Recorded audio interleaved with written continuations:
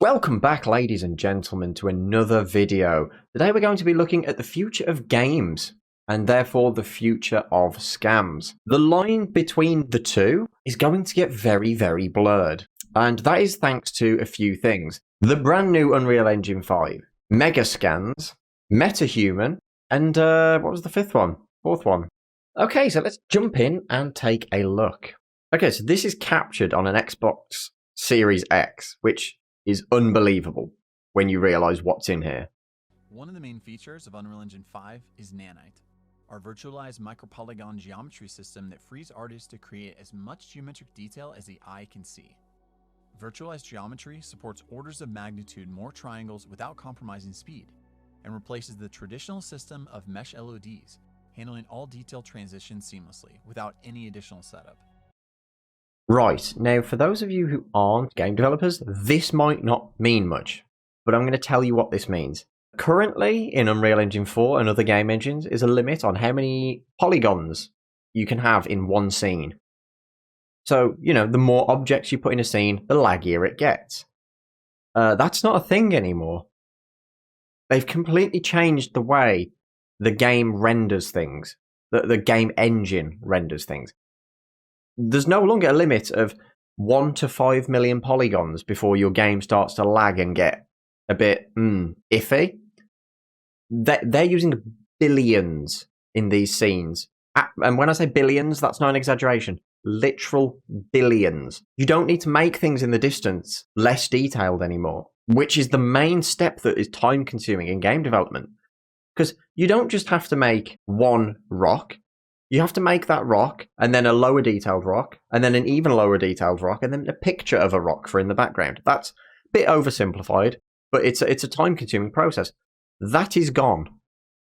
You just make a rock, you throw it in, doesn't matter how detailed it is, you don't have to worry about keeping the detail low.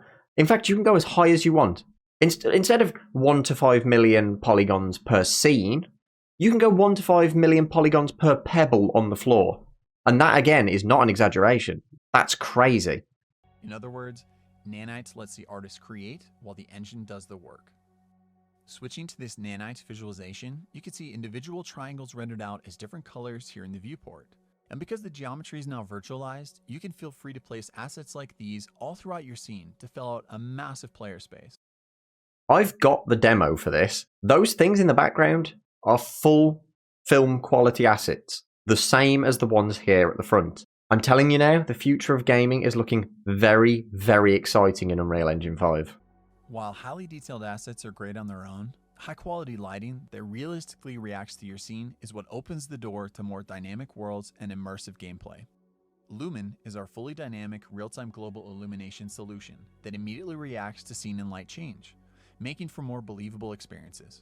And the GI hooks in directly with our time of day settings, allowing for true physically based setups for photorealistic environments. This is going to shake the gaming industry. Most big studios have 1 or 2 people that is just dedicated to handling lighting in game scenes. Unreal Engine pretty much just has eradicated those jobs. It handles it all for you.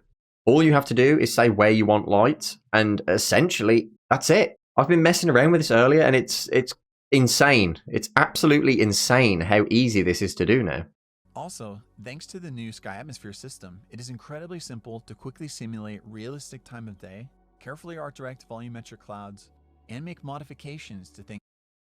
These volumetric clouds are pretty much particle systems for clouds to make real clouds that aren't just painted into a skybox. Like, they can change with weather and time of day, and once again, it costs almost nothing for the game engine to do this. It's insanity. Of course, when in development, having access to high-quality content that's easy to use helps you iterate quickly and saves lots of time that can be better spent elsewhere on your project. With Quixel now being a part of the Epic Games family, we've made the full Megascans library free and open for all Unreal Engine users. Bridge, our online browser for Megascans assets, has historically functioned as a standalone application for quickly exporting assets in bulk directly into the engine, albeit separate from Unreal.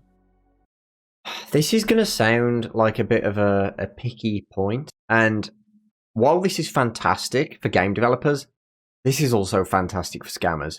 They now have access, if using Unreal Engine 5, They now have access to millions, well, not millions, I think thousands currently, of high quality free assets that they can use in a game. Like I say, this is fantastic for actual game developers, but this is going to blur the line between scams and games, and it's going to happen very, very soon. Today, we're happy to announce that Bridge is now natively integrated directly into the engine UI. Now you can simply drag and drop assets directly into your scene for a more intuitive. These people don't even have to hunt assets down anymore. They're there in the editor. You just drag them in. And connected experience. And simply logging in with your Epic ID gives you immediate access to thousands of assets to use for free in your Unreal Engine projects. We are constantly looking to enhance the value of the Megascans library. And today we're excited to announce that we're adding a brand new asset type called Mega Assemblies. Mega Assemblies are the natural next step for us in removing even more barriers for artists in crafting their worlds. By combining existing assets from the Megascans library, our artists are pre-assembling elements that can be quickly accessed and leveraged to populate your scenes. Using the Moab set, let's add an assembly to our scene. And just like that, we were able to quickly change the composition of this area in our map. I want to point something out that a lot of people overlook as well. On here, on the rocks, this asset has pre-coded rubble falling down it. And that's free in the engine. There's no special effects needed to be added. It comes with them. As Jensen would say, it just works. Managing this much content at runtime typically requires a ton of thought about how to stream relevant content in and out to stay inside performance budgets. Fortunately, And this is where most scams fail. And most naive beginner developers fail as well. They get all these things that look fantastic, but they can't get them to perform. Because they never load them out, they never load them in. Well, as you heard earlier, you no longer need to make level of details, high quality, low, high, medium, low, 2D picture. You don't need to do that anymore. So what happens with the assets that are really far away? Because there's no point keeping them loaded in. Well, you'd normally have to tell them to disappear at a certain distance. That's a thing of the past. It's automatic now. Partition handles that as well. At runtime, only the cells in a user-defined radius from our player are loaded, and as we move, new cells are streamed in, while cells no longer needed are replaced by their lower resolution, hierarchical level of detail. That's insane. You now just have a slider for render distance as a game developer. You don't have to program a render distance. The engine does it all. That is so useful. This basically means that, again, a good 10 to 20% of development time for one developer is saved. That's absurd. Okay, and then this is the big one. Animation is a thing of the past. Almost. Let's watch. Information about their size into the motion warping system. Before triggering the vaulting animation, a blueprint. So I'm going to quickly explain this. Those lines is the game calculating how wide an object is that you have told your character to jump over. This animation is not pre-configured. The character is using inverse kinematics to adapt its movement to an object in front of it. So you don't need 10 different animations for jumping over an object of different sizes. So like if an object was this big, you wouldn't need the same animation as an object this big. Because you don't need the full jump. Doesn't even matter anymore. You just tell it, measure that object, jump that far. Like, it's insane. Script determines her rotation, how high up she jumps, how far she needs to move to get to the other side, and where her feet should land. That is the same animation played in different ways and not having to be edited and recalibrated by players. By developers. This is a game changer because, again, this eradicates pretty much an entire person's job, which sounds great and terrible at the same time, but for the gaming industry as a whole, this is great. Motion warping then adapts the root motion of the vault animation to match this data. Even when she comes in at an angle, her body twists. Not because she's been programmed to do that. Because she's been programmed to do that, but not because the animation was made that way. It's insane to wrap your head around. Also, for the Rift Interact animation, we used motion warping to place Echo in the perfect position in order to ensure her hand would always touch the rift. So when she goes to touch that ball in front of her, That wasn't curated to line her up perfectly so the animation touches. No, the animation, no matter which way she's facing, she'll turn or she'll lean, she'll grab out to the side. The animation is just told, procedurally grab this thing. Like, I don't care where you are, face to touch this object. That's all that matters. Not just put your hand out. Put your hand out to this thing. So on the topic of animation, Unreal Engine 5 also includes our in-editor rigging tool, Control Rig.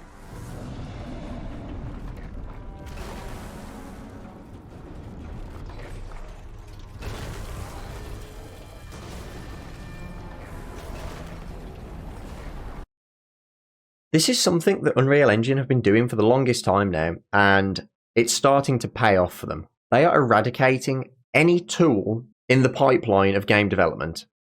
They want it to be eventually, and I see this being the case within the next 2 to 3 years, anything that is in the game development pipeline will be purely in Unreal Engine. Sound editing, texture editing, modeling. I believe modeling will be the next thing that they do. They've already got a sort of early access, early development build of something to model inside Unreal Engine. Animating, this does it. There's no need to animate in Maya or anything anymore. You can do it straight in Unreal Engine.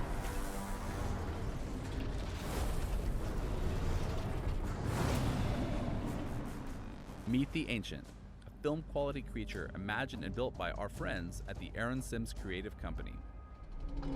We partnered with Aaron Sims and his group of talented artists to concept the Dark World and to bring it to life through an enormous mythical adversary. Now, every single animation for the Ancient was authored wholly in Engine by the Aaron Sims creative team using Control Rig and Sequencer, our linear cinematic animation tool. Also, just to push the boundaries a bit, I've had a look at this animation tool in Unreal Engine 5, and I will tell you something. It is so much better than Maya's animation tools. I see people moving to this day one out of the box because it is just better. If something is outright better, people will move to it day one. And I have to give insane props to Unreal Engine for this. Their integration of tools with one another is second to none. They beat Unity hands down every single time with this. Unity seem to make a lot of tools in the engine, but they don't really integrate and work with each other. You still feel like you're going through a pipeline, one step at a time. In Unreal, you can step forwards and backwards through this pipe and jump to any stage that you want, and it works. It works really well. they even built it out of a collection of nanite meshes totaling over 50 million triangles. One creature is taking up 50 million polygons. That's over 10 times what one scene, an entire scene, could previously have. Attached directly to the skeleton. Control Rig was designed to keep artists close to their creations without having to bounce back and forth between software packages. So, and this is where I say they integrate things with their own things. In Maya, you'd be animating in a grey box, essentially. You'd be animating the skeleton. You can animate the character in the world that you've built so that it can specifically grab a rock. It can crush this rock with its hand, as you saw earlier. It's contextual. It's interacting with the environment you've built. You're essentially animating a film that is playable. Taking advantage of the full-body IK solver mentioned earlier, we were able to influence the direction and distance the Ancient reaches out during the firing animation, based on where Echo is in the scene. So what this means for the layman is, typically, as I said, animations were preset. So you'd have this creature raise its hand up and just laser forward. Well, now, Echo, the character, is taken into account. So the creature will turn to face Echo, but not only doing that, it will raise its arm more or less depending on the distance that the laser needs to shoot. That is something that you couldn't do before, at least not in a traditional pipeline of game development. You had to really go out of your way to make that a thing. You can now do this with everything you animate because you're animating it in Unreal. Again, insanity. There is code in the animations that is running at real time. As you see in this animation, and I'll skip back to the start of it, the hand comes out to a set point and then the laser just pivots. This is how it used to be done, and it still looks good. And here it is again, with the full-body IK post-process layers enabled, and our info about Echo passed into Control Rig. With full body IK and As you can see, it's pivoting its arm, not the laser. The amount of possibilities I can think of for this. For example, imagine a 6-headed Hydra where its heads keep respawning and stuff, and each head is able to go after a different character, independently of each other, without any knowledge. Well, no, sorry, with knowledge of what the other heads are doing to avoid those heads when they swoop at people. Just stuff like that. That is now possible without being pre-programmed and without having to know where the other characters are going to be ahead of the fight. In Unreal Engine 5, we've completely overhauled the audio engine, centered around Metasounds, a new asset type used for every sound effect in our demo. Metasounds bring the power and flexibility found in material editors to audio creation, providing fine control for authoring procedural game audio. With full audio synthesis capabilities and a rich audio function library, Metasounds give unprecedented control over sound effects and runtime applications. This is one of the things that I'm going to say this outright. This is the game changer.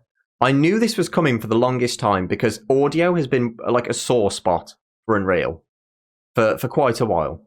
You can, again, just as animations were, code sound to be adjusted in real time. So what does this mean? Well, normally you'd make a boulder sound of like a boulder breaking, right? You can now have it say, okay, so where is this boulder breaking? Okay, it's in a cave. Let's make it super echoey. Let's echo that sound of the boulder breaking. Or, did that boulder break underwater? Well, we'll just play a very dampened crackle sound. Because there's going to be no echo, it's underwater, it's going to be very muffled. Being able to... this is basically procedural sound generation with code. And this is probably going to, from the looks of how they're using it, I haven't messed with it too much, it's going to be easier than using other sound generating software to make a static sound. Like, a sound that never changes. Another game-changing thing that is now tied in to the animation. So you can tie this into if the person's far away when we shoot a laser. Let's make the laser sound have a real echo, like sonic boom as it hits in the distance. It's just nuts. All right, let's take down the Ancient.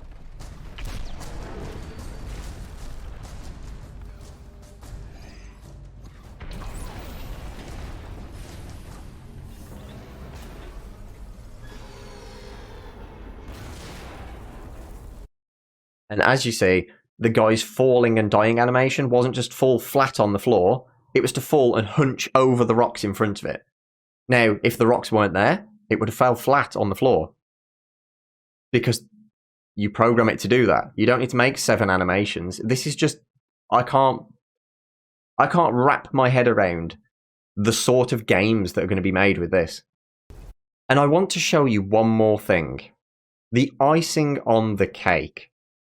Creating assets and everything else is one thing, right? You can get those anywhere, but you can't get player characters anywhere without finding that they're, I can quite easily reverse search a player character and find where this asset was either stole or bought from. And it breaks the immersion of playing a game, or reveals a scam. That is until today.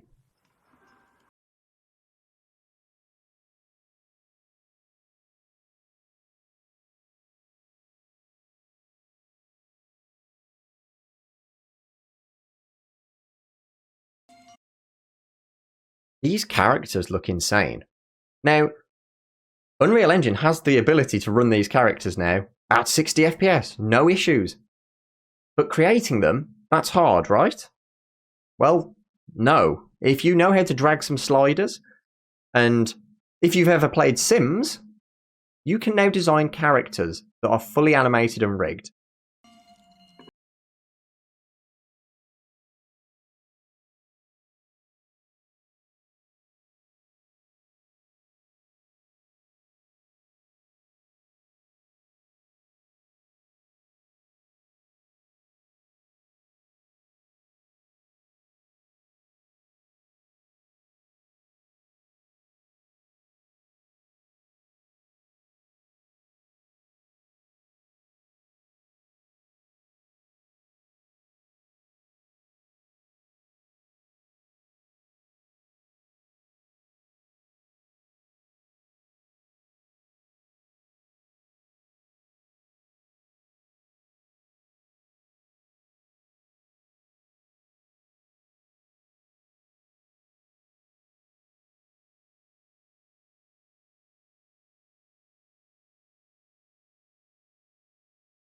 Oh, get ready, ladies and gentlemen, because games are going to get a whole lot more realistic, and unfortunately, so are scams. This has just been a quick look into some of the emerging technology that we're going to see very, very soon in the gaming industry. I, myself, cannot wait to get my hands on everything as it comes out, and now that I've got the Unreal Engine 5 and MetaHuman, I'm going to do some more videos on this, I think. I've only just installed them and I've had about 20 minutes to mess around with each of them. So I've not recorded any footage of my own. But trust me, I will be showing off some of the incredible features that these have to offer and giving you guys context on what this truly means for the future of gaming. I hope you guys have enjoyed this quick look at the future technology. And make sure to let me know in the comments below what you think of this style of video again.